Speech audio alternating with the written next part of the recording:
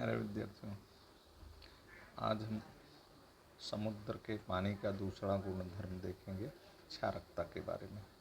क्षारकता क्या है? सागर का पानी जो है उसमें लवण या नमक घुले होते हैं, जिसके कारण उसका पानी सागर का जो पानी होता है वो नमकीन होता है। किसके कारण?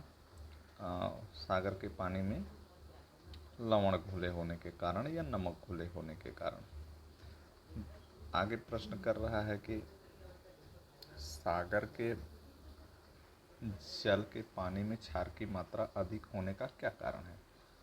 तो सागर के पानी में क्षार की मात्रा या लवण की मात्रा अधिक होने का जो कारण है वो नदियों से जो जल आता है वो मिट्टी में घुले हुए, जो मिट्टी में लवण पाए जाते हैं, चट्टानों में लवण पाए जाते हैं, वे नदियों के जल से घुल के आके समुद्र में मिल जाते हैं। तो इसलिए इस समुद्र में जो है वो समुद्र का पानी जो है उसमें क्षार की मात्रा अधिक हो जाती है। सागर के जल का हम जल के क्षारों का क्या उपयोग करते हैं? तो सागर के जल में जो नमक है उसका हम उपयोग खाने में करते हैं। यहाँ पर आपको नीचे वाले पैराग्राफ में मिल जाएगा कि सागर के जल का हम भोजन में करते हैं, रसायन और औषधि में करते हैं, अधिक दिनों तक पदार्थ को टिकाए रखने में करते हैं, तथा इसके अलावा यहाँ पर आपको मिल जाएगा कि नमक बनाने का उपयोग बर्फ़ के कारखाने में करते हैं। दूसरा, हम नमक को कैसे इकट्ठा करते हैं? तो नमक सारों में। नमक सार का मतलब जहाँ से नमक बनाया जाता है। नमक के खेत होते हैं जिसमें समुद्र का पानी आता है और फिर बांध दिया जाता है जिससे पानी वापस न जाए। जैसे ये समुद्र के किनारे एक खेत है, यहाँ सब समुद्र है, तो पानी इधर से आने दिया जाएगा खेत में। जब खेत में पूरा पानी भर जाएगा तो इसको मेड़ बांध देंगे, तो पानी वापस जाएगा नहीं। थोड़े दिन में क्या होगा, ये जो पानी है ये भाप बन के उड़ जाएगा और जो नमक है इसमें बच जाएगा। तो उस तरह से हम इकट्ठा कर लेंगे, इसे बोलते हैं नमकसार। ऐसे खेतों को बोलते हैं नमकसार। तो नमकसारों के माध्यम से हम समुद्री जल के क्षार को इकट्ठा करते हैं। समुद्री जल के कारण उत्प्लावकता बढ़ती है। मतलब उत्प्लावकता का मतलब तैरने की शक्ति बढ़ जाती है। जैसे कोई चीज़ समुद्री जल में वो जल्दी डूबेगा नहीं। जो हमारा मीठा जल है उसमें कोई चीज़ आसानी से डूब जाएगी। जितना ज़्यादा लवण घुला रहेगा उतना ही ज़्यादा उत्प्लावकता होती है। तो हम आइए एक प्रयोग करके देखते हैं। एक प्रयोग में 3 कटोरी लेते हैं।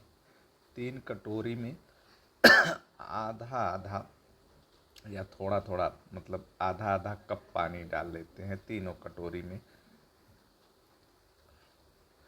कटोरी में आधा आधा कप पानी डाल लेंगे और समान मात्रा में थोड़ा थोड़ा एक एक चम्मच नमक तीनों कटोरी में डाल दिया। अब एक कटोरी को धूप में रख दिया और ये दोनों कटोरी को कमरे के अंदर रख दिया जहाँ धूप न जाए। अब दूसरे दिन क्या करते हैं, उसको कटोरी को एक मतलब ढक्कन से एक जाली से ढक के रखेंगे, जिससे उसमें कोई चीज़ अंदर जा ना सके, मतलब कीड़े मकोड़े और इत्यादि न जाएं। जाली से ढक के रखेंगे। अब दूसरे दिन क्या करेंगे कि दूसरे दिन जो धूप में है कटोरी उसको तो वैसे ही रखेंगे, लेकिन जो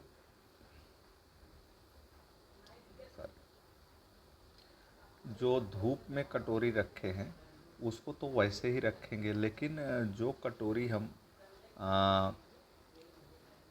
अंदर रखे हैं घर के, उसमें एक कटोरी में हम रोज़ आधा आधा कप पानी डालते जाएंगे। 2-3 दिन बाद हम उसको फिर बाहर निकालेंगे तीनों कटोरी को, जो धूप में रखे हैं वो भी कटोरी, जो यहाँ धूप में रखे हैं, यहाँ धूप में रखने वाली ये कटोरी, फिर इसके बाद जो घर के अंदर ये कटोरी रखे थे, इनको निकाल कर 3 दिन बाद सभी का स्वाद टेस्ट लेंगे। अब तीनों कटोरी को निकाल के लाए, अब तीनों का स्वाद टेस्ट करेंगे। तो देखेंगे, पहले हम निरीक्षण क्या करते हैं, निरीक्षण करेंगे कि क्या हमको बाहर से दिखाई दिया, किस कटोरी में जल सबसे ज़्यादा दिखाई देगा, कम दिखाई, सबसे ज़्यादा जिसमें हम पानी रोज़ डालते थे आधा कप उसमें ज़्यादा, जो धूप में रखा था उसमें सबसे कम, और जिसमें कुछ नहीं किया उसमें जितना डाले थे लगभग उतना ही रह गया।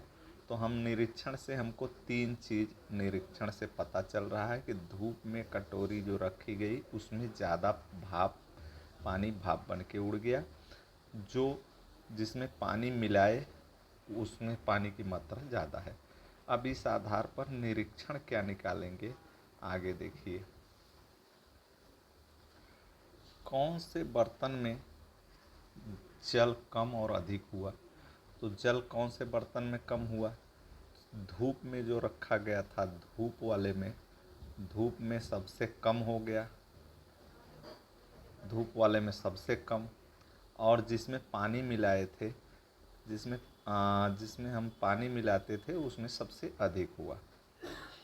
उस बर्तन के जल का कम और अधिक होने का क्या कारण है, क्यों, मतलब पानी एक में कम हुआ, धूप वाले में कम हुआ और बाहर वाले में, तो वाष्पन के कारण जो है वो धूप वाली जो कटोरी थी उससे भाप बन के उड़ गए सब पानी, तो इसके कारण वहाँ कम हो गया। इस बर्तन में अगला प्रश्न, अगला क्या पूछ रहा है, इस बर्तन के जल का खारेपन की मात्रा और कम अधिक होने का क्या मतलब संबंध है। तो जिस बर्तन को हम धूप में रखे थे उसमें पानी हो गया एकदम कम। अब पानी तो कम हुआ, लेकिन जो उसमें नमक घुला था वो नमक उतना ही, नमक की मात्रा कम नहीं हुई। तो इसके लिए जो ये वाला प्रश्न है, इसमें जो धूप में रखा हुआ कटोरी था, धूप वाले में वाष्पन ज़्यादा हुआ, नमक की मात्रा कम नहीं हुई, इसलिए धूप वाली कटोरी में जो खारेपन की मात्रा है वो सबसे अधिक है। अब भौगोलिक स्पष्टीकरण, भौगोलिक स्पष्टीकरण आपकी समझ में आ गया होगा कि उष्णता मतलब सूर्य की गर्मी के कारण जल का वाष्पीकरण होता है, तेज गति से होता है। वाष्पीकरण से जल का वाष्प होने से जल की मात्रा कम हो जाती है, और लेकिन क्षारकता जो है वो जितना लवण है उतना बना रहता है, जिससे क्षारों का प्रमाण बढ़ जाता है और जल और अधिक नमकीन हो जाता है। तो क्या होता है, जब भी हम सूर्य की ऊष्मा के कारण वाष्पीकरण होता है, जल वाष्प बन के उड़ जाता है, नमक नहीं उड़ पाता है, जिसके कारण जल की क्षारकता और अधिक बढ़ जाती है। तो ऐसे समुद्र जहाँ पर गर्मी ज़्यादा होगी और भाप बन के ज़्यादा उड़ेगा, तो वहाँ की क्षारकता अधिक होगी। आगे देखते हैं। अब वाष्पीभवन के 3 परिणाम देखो, ये बहुत इम्पॉर्टेंट पॉइंट है तीनों। कहा है वाष्पीकरण अधिक और मीठे जल की आपूर्ति कम होने से समुद्र की क्षारकता बढ़ती है। अगर समुद्र में वाष्पीकरण ज़्यादा हो रहा है और मीठा जल इसमें मिल नहीं रहा है, नदी के पानी नहीं मिल रहा है, आपूर्ति कम हो रही है, तो इसकी क्षारकता ज़्यादा होगी। दूसरा पॉइंट दिया है कि जल का वाष्पीकरण कम हो रहा है, बहुत कम वाष्प बन रहा है, और मीठे जल की आपूर्ति ढेर सारा हो रहा है इसमें, तो इसकी क्षारकता क्या होगी, कम होगी।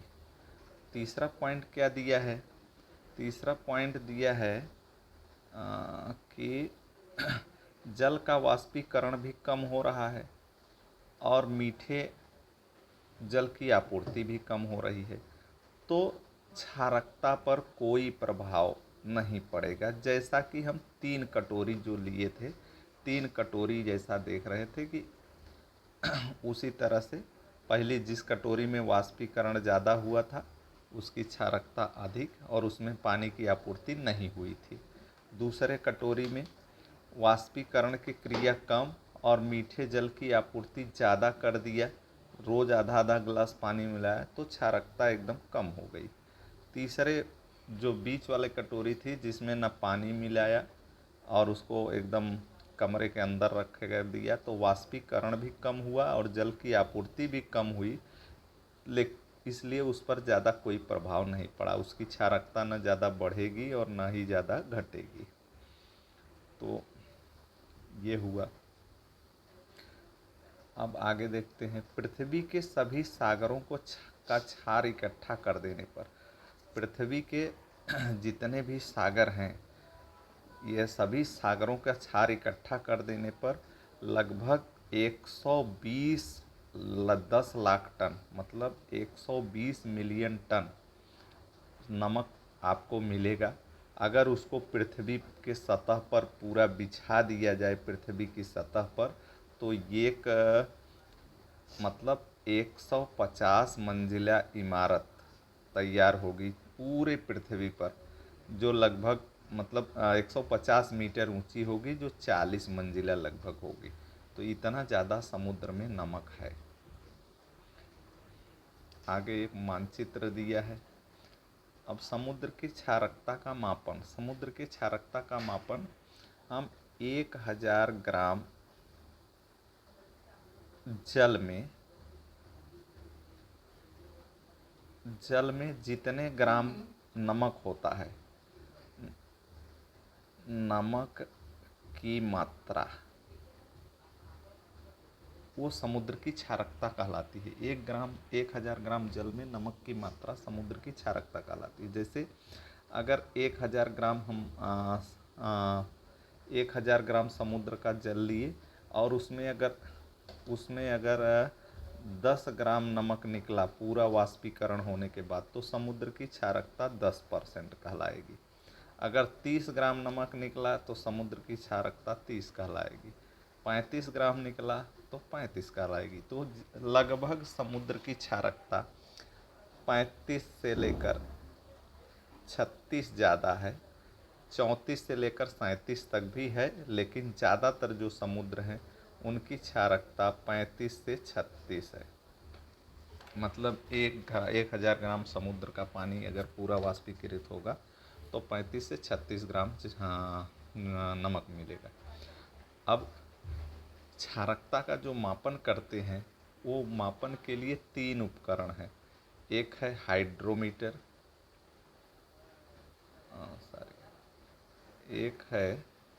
हाइड्रोमीटर, दूसरा है रिफ्रैक्ट्रोमीटर और तीसरा है सैलाइनोमीटर। ये एक मिनट, एक है हाइड्रोमीटर, दूसरा रिफ्रैक्ट्रोमीटर और तीसरा सैलाइनोमीटर। ये 3 जो है समुद्र की क्षारकता मापन करने के मतलब यंत्र हैं। आगे चलिए, आगे प्रश्न कह रहा है कि कर्क रेखा और मकर रेखा के आसपास क्षारकता कितनी है। तो कर्क रेखा और मकर रेखा चित्र में देखिए, चित्र में यहाँ से होके कर्क रेखा जाती है और इधर से होके मकर रेखा जाती है। तो कर्क रेखा की जो क्षारकता है वो अधिक है, क्योंकि इसमें जो इधर की नदियाँ हैं वो लवण घोल के लाती हैं, इस समुद्र में छोड़ती हैं। तो यहाँ की क्षारकता देखो 36 लगभग है, और यहाँ पर ज़्यादातर नदियाँ नहीं हैं मकर रेखा पर, इसलिए यहाँ की क्षारकता कितनी है, 35 है। दूसरा प्रश्न है दूसरा प्रश्न है सबसे कम क्षारकता के प्रदेश कौन है? तो आप मैप में देखेंगे सबसे कम क्षारकता के प्रदेश ये जो ध्रुवीय प्रदेश हैं, यहाँ चाहे ये दक्षिणी ध्रुव है चाहे उत्तरी ध्रुव लेंगे, यहाँ भी ये भी सबसे कम क्षारकता के प्रदेश हैं, उत्तरी ध्रुव और दक्षिणी ध्रुव। अगला पूछ रहा है कौन से महासागर में 37% क्षारकता पाई जाती है? तो देखिए कहाँ 37 आपको दिख रहा है, इसको थोड़ा बड़ा करेंगे तो आपको दिखाई देगा कि यहाँ भूमध्य सागर एक है जो चारों तरफ से भूमध्य सागर जो है वो ज़मीन से घिरा ज़्यादातर पृथ्वी से घिरा हुआ है, इसलिए और भूमि के बीच में है, इसलिए भूमध्य सागर, इसकी क्षारकता 37% है। अगला प्रश्न है विश्व के स्तर पर क्षारकता में अंतर पड़ने का क्या कारण हो सकता है? इस पर चर्चा कीजिए। क्षारकता में अंतर होने का दो कारण हैं। एक तो वाष्पन, कितना भाप बन के उड़ रहा है, जितना भाप ज़्यादा बनेगा क्षारकता अधिक होगी। समझ जाओ ये अधिक है। और मीठा जल, जितना मीठा जल, जितनी ज़्यादा नदियाँ जाके तुरंत मिलेंगी उतनी क्षारकता कम होगी। तो वाष्पन और मीठे जल की आपूर्ति पर क्षारकता निर्भर करती है। आगे चलते हैं। भौगोलिक स्पष्टीकरण दिया है। भौगोलिक स्पष्टीकरण में कहा है कि पृथ्वी के तापमान में वितरण की असमानता, मीठे जल की आपूर्ति में असमानता आदि बातें समुद्री जल की क्षारकता पर निर्भर करती हैं। आदि बातों पर समुद्री जल की क्षारकता निर्भर करती है। मतलब दो, एक तो तापमान और मीठे जल की आपूर्ति पर समुद्री जल की क्षारकता निर्भर करती है। दूसरा आगे क्या पॉइंट दे रहा है? दूसरा पॉइंट, उष्ण कटिबंध में तापमान अधिक होता है, वहाँ वाष्पीकरण अधिक होता है, इसलिए समुद्र की क्षारकता अधिक है। उष्ण कटिबंध आप लोगों को बताया हूँ कि ये जो बीच वाला भाग है ये उष्ण कटिबंध है। यहाँ पर गर्मी ज़्यादा पड़ती है, यहाँ वाष्पीकृत वाष्पन ज़्यादा होता है, इसलिए क्षारकता यहाँ की ज़्यादा है। अगला कहा है कि विषुवत रेखा से 5 अंश उत्तर और 5 अंश दक्षिण पेटी शांत पेटी कहलाती है। यहाँ घने बादल छाए रहते हैं, आरोही प्रकार की वर्षा होती है। देखो ये विषुवत रेखा है, इससे 5 अंश उत्तर और 5 अंश दक्षिण, इतना प्रदेश में आरोही वर्षा ज़्यादा होती है। वाष्पन भी ज़्यादा होता है लेकिन वर्षा भी उतनी ज़्यादा होती है। और दो नदियाँ हैं कि जार्डन नदी नहीं, इसमें देखो दो नदी है, कांगो और अमेजन। कांगो और अमेजन नदियाँ जो है ये इस प्रदेश में खूब मीठे जल की आपूर्ति करती हैं, इसलिए यहाँ वाष्पन ज़्यादा होने के बावजूद भी मतलब क्षारकता का प्रमाण साधारण होता है, मतलब बहुत ज़्यादा नहीं होता है, 36 ही लगभग रहता है, जबकि वाष्पन बहुत ज़्यादा होता है। अगला कहा है मध्य देशांतर रेखा। मध्य देशांतर रेखा का मतलब यहाँ 25 से लेकर 35 तक यहाँ, और 25 से लेकर 35 तक इधर, ये यहाँ पर और यहाँ पर कह रहा है मध्य देशांतर रेखा में वर्षा कम होती है, नदियों के मीठे जल की आपूर्ति कम होती है, और इसमें मरुस्थली प्रदेश ज़्यादा है। यहाँ पर मध्य अक्षांश रेखा में वर्षा कम होती है, नदियों में मीठे जल की आपूर्ति कम होती है, मरुस्थली प्रदेश ज़्यादा है, इसलिए वहाँ की क्षारकता अधिक है, वहाँ की क्षारकता अधिक है। अगला कहा है समशीतोष्ण प्रदेश में। समशीतोष्ण प्रदेश में सूर्य की किरणें तिरछी पड़ती हैं, मतलब समशीतोष्ण प्रदेश लगभग इधर है, तो सूर्य यहाँ रहेगा तो किरणें तिरछी पड़ेंगी, उतना गर्मी नहीं लगती, वाष्पन कम होता है और वहाँ पर बर्फ़ मतलब पिघल के, समशीतोष्ण प्रदेश में बर्फ़ पिघल के इसमें समुद्र में मिलती रहती है, इसलिए यहाँ की क्षारकता भी कम है। ध्रुवीय प्रदेश की ओर तापमान बहुत कम होता है, वाष्पन भी कम होता है, इसलिए समुद्र की क्षारकता, यहाँ भी क्षारकता कम है, ध्रुवीय प्रदेशों की क्षारकता कम है। अगला है भूवेष्ठित समुद्र। भूवेष्ठित समुद्र में मतलब भूवेष्ठित समुद्र का मतलब जो समुद्र चारों तरफ जो है ज़मीन से घिरा हो, भूवेष्ठित समुद्र कहलाता है। जैसे अभी एक चित्र में नक्शे में देख रहे थे, तो ये वाला जो भूमध्य सागर है भूवेष्ठित समुद्र है, ये लाल सागर भूवेष्ठित है लेकिन एक तरफ से खुला है। ये कैस्पियन सागर भूवेष्ठित समुद्र है। तो जो चारों तरफ ज़मीन से घिरे हों वो भूवेष्ठित समुद्र कहलाते हैं और भूवेष्ठित समुद्र की क्षारकता अधिक होती है। भूवेष्ठित समुद्र की क्षारकता अधिक और खुले समुद्र की क्षारकता, खुले समुद्र की क्षारकता कम। खुले समुद्र में क्या आएगा, जैसे आप अभी ये सभी जो ये खुले समुद्र हैं, ये खुला समुद्र है, ये सब खुले समुद्र की क्षारकता कम होगी, जबकि भूवेष्ठित मतलब जैसे ये बीच में समुद्र जो हैं इनकी क्षारकता अधिक होगी। आगे क्या है देखें ज़रा। अच्छा, बहुत इम्पॉर्टेंट है मृत सागर के बारे में जानना। मृत सागर एक जार्डन और इस्राइल के पास, अगर आप नक्शे में देखेंगे तो जहाँ भूमध्य सागर है वहीं पर मृत सागर भी है।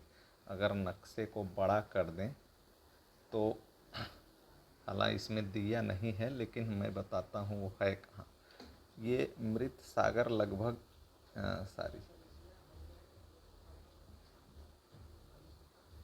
मृत सागर यहीं पर है, यहीं पे मृत सागर है और इसकी क्षारकता बहुत ही अधिक है। मृत सागर की क्षारकता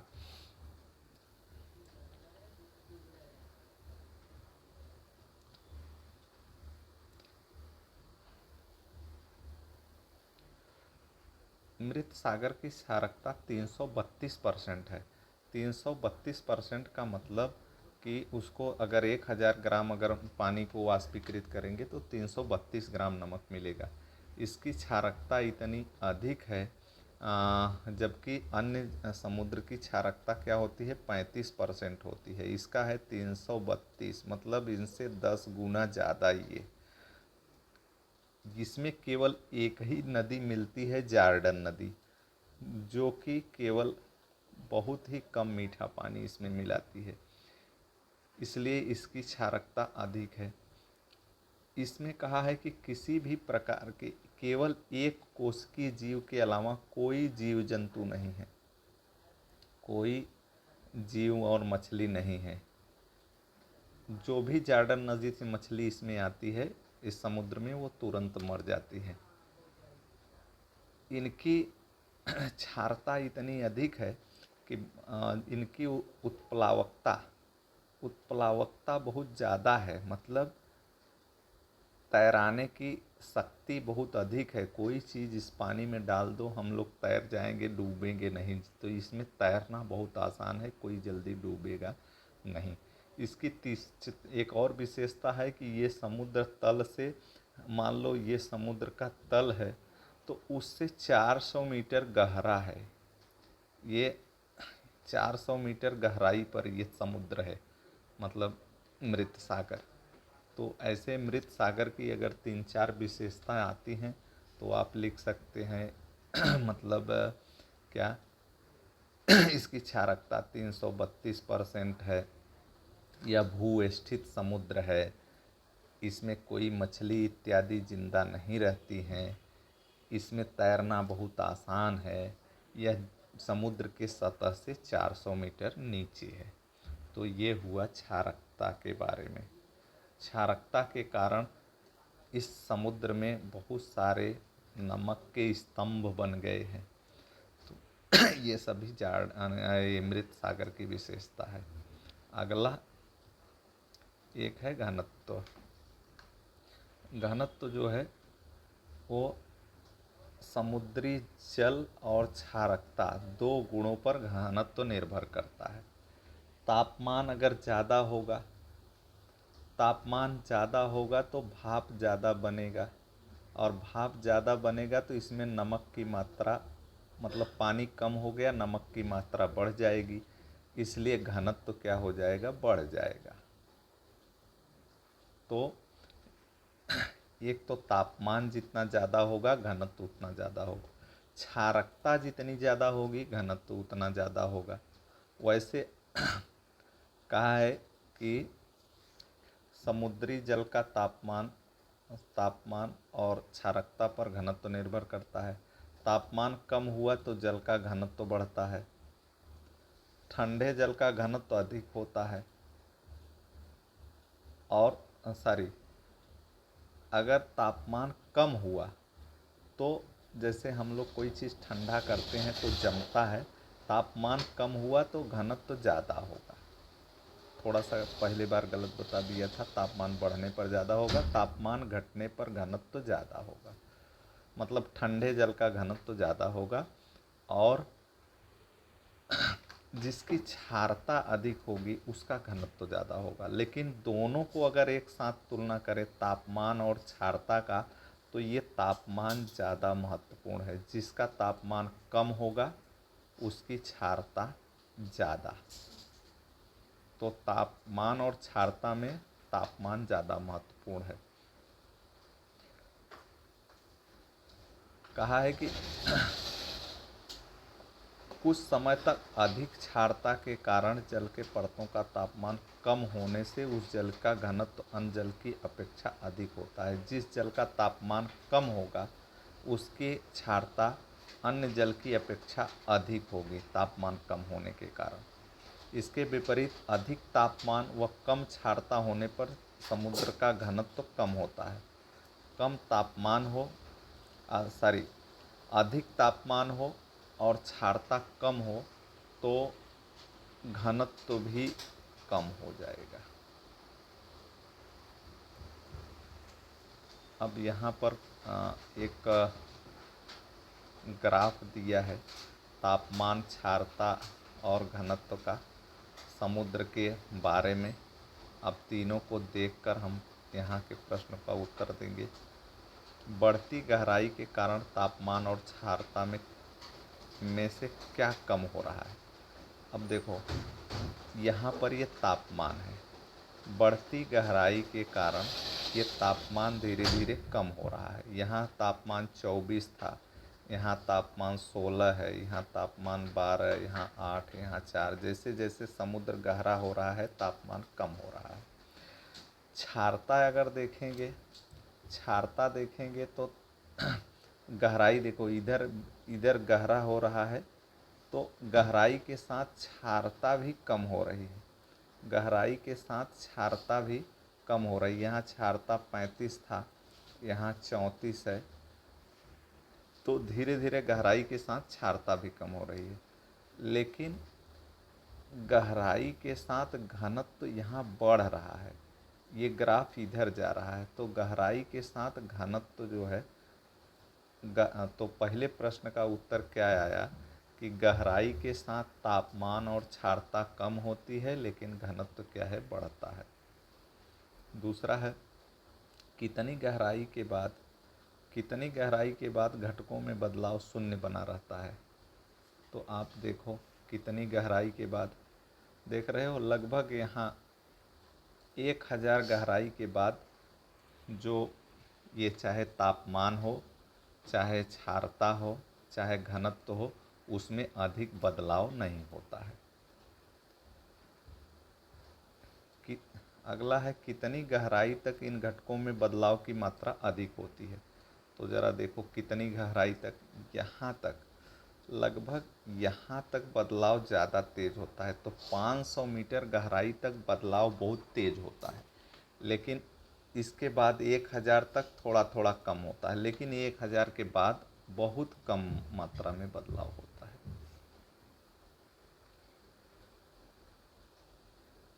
इन तीनों घटकों का सहसंबंध स्पष्ट कीजिए। सहसंबंध का मतलब जब भी ये तापमान कम होगा, क्षारकता जो है तापमान कम होगा तो घनत्व बढ़ेगा। तापमान कम होगा तो घनत्व बढ़ेगा, और क्षारकता बढ़ेगी तब घनत्व बढ़ेगा, और क्षारकता कम होने पर घनत्व भी कम होता है।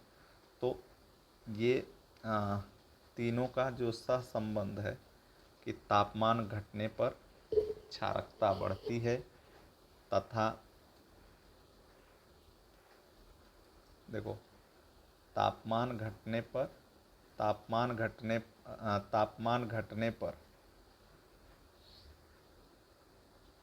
घनत्व बढ़ता है, और तापमान बढ़ने पर क्षारकता बढ़ती है।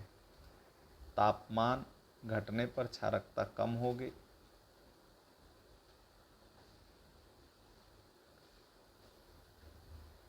तापमान कम होगा तो घनत्व जो है वो बढ़ेगा।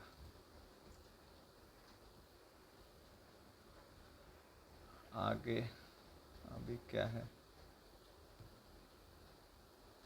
भौगोलिक स्पष्टीकरण है। क्षारकता तापमान और घनत्व की औसत मात्रा समुद्र की गहराई के संदर्भ में आलेख दिया गया है। समुद्र के जल का घनत्व भी तापमान की क्षारकता पर निर्भर होता है। तापमान की क्षारकता पर निर्भर होता है। तीनों आलेखों का निरीक्षण करके ध्यान में आता है कि एक विशेष गहराई के बाद तीनों घटकों में कोई फर्क नहीं आता। 1000 के नीचे जाओगे तो तीनों में कोई फर्क नहीं आएगा। पृष्ठ भाग पर 500 मीटर गहराई तक अंतर दिखाई देता है ज़्यादा।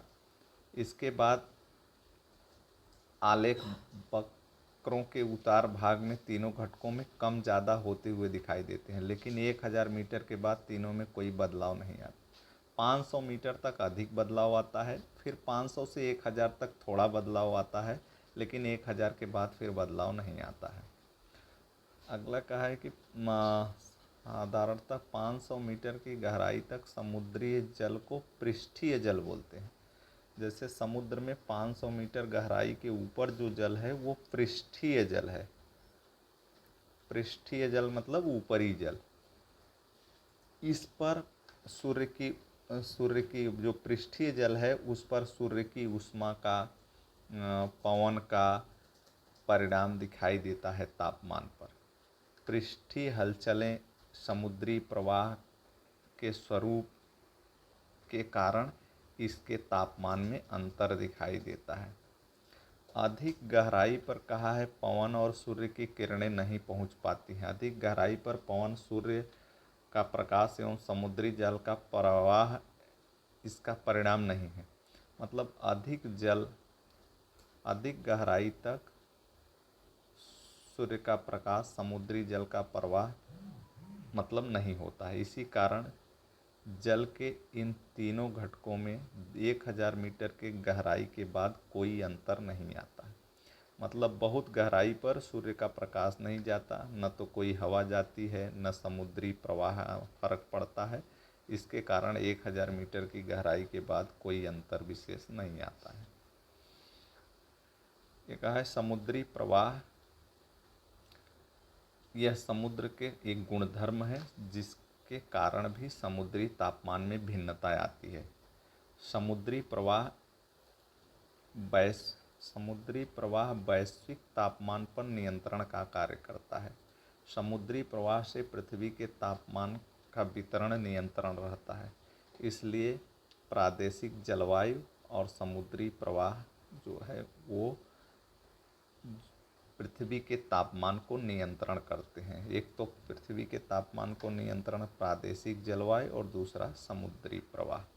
तो इस तरह से ये पाठ आपका हो गया समाप्त। बहुत बहुत धन्यवाद। वीडियो देखिए और इस पाठ को समझने का प्रयास कीजिए। एक बार सभी को बहुत बहुत धन्यवाद।